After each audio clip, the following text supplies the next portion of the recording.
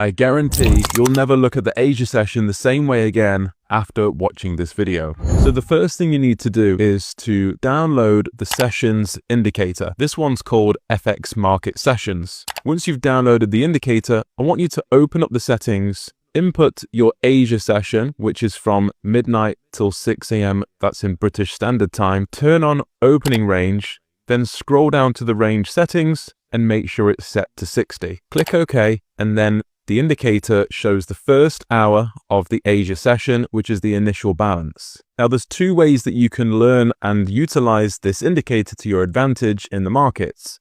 The first one being the direction that price travels outside of this initial range. You can see in this example, price opens below with commitment, and once comes back to the range, it mitigates and continues to the downside. Following day, here's another example. Price opens below with commitment that first hour of the Asia session and comes back to mitigate the initial balance and then continues in that same direction. In this third example, you'll notice that the initial balance is in the mid-range of the Asia session. It tries to push higher, but also fails to commit. We actually get a consolidation sideways, but it eventually commits to the downside.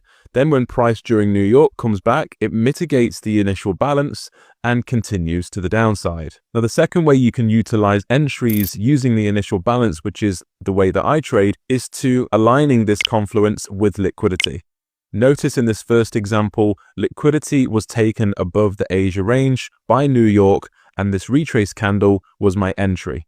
Target a 2-to-1 or structural lows and you have a high probability setup. The second position did the same thing. Not only did it come back to mitigate the initial balance, but it took pre-New York highs in the process, giving a retrace candle and then a 2-to-1. Again, once price committed to the downside pre-New York session, New York came back to not only mitigate the initial balance of Asia, but also liquidating the pre-New York highs, giving a retrace candle and then a 2-to-1 to the lows of the day.